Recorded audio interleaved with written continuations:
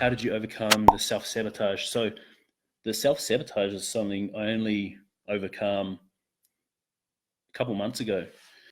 So in terms of me overcoming my self-sabotage, it was acknowledging that I had this deep underlying belief that I wasn't enough and that I wasn't enough for my father. And then working back from there, obviously you have to implement a lot of shit before you get to that point where you can acknowledge and work through it, like mindfulness, self-awareness, stuff like that. But for me, it was acknowledging the underlying belief, and then from there going back to that traumatic moment, which for me was my dad trying to drown me in a bathtub. And so I remember that moment, and I did holographic NLP, which took me back to that moment, made me re-experience it, and that was fucking terrifying. I'm not going to lie, that was terrifying. And we're actually doing it in Frio on the strip at a restaurant, peak time, when there were shitloads of people, and I just freaked out and started crying in front of everyone. But I was lucky that I had, two heart-centered guys who could hold my hand and like give me a hug while I was doing that. But I went back, re-experienced that moment. I did holographic breath work, which made me re-experience it again. But it wasn't until I got to a point where I met someone who could help me anchor a new belief into that moment. So what we did with timeline therapy is we went back to that moment. I re-experienced it again,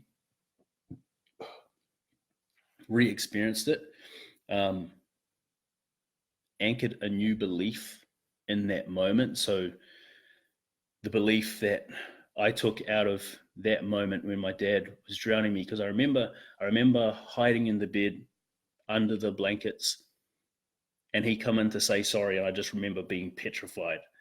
I just remember being so scared and thinking, my dad doesn't like me and that I'm not enough.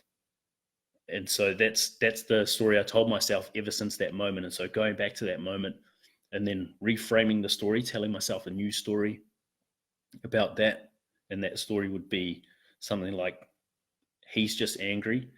He is part of the homicide squad. All he does is deal with murderers and rapists all day.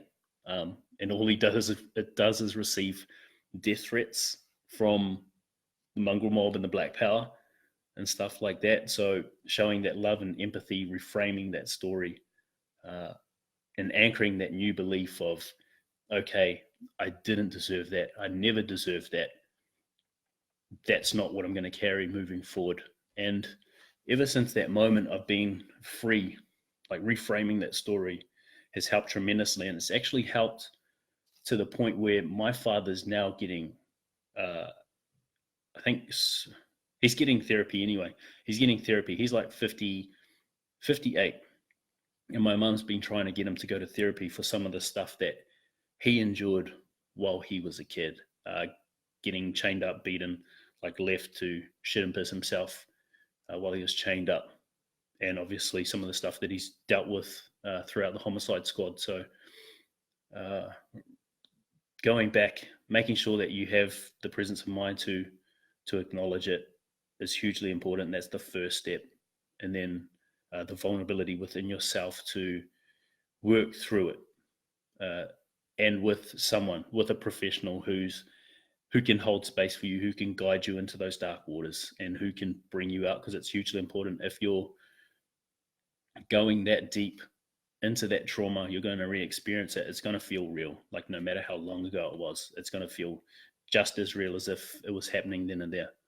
And so you need that professional who can hold space, who can bring you back, but who can also help you anchor a new belief. Oh God, I need a timer.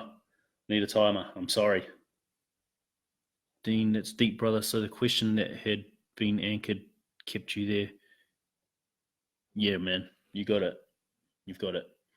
And so it's not the question, it's the story you told yourself.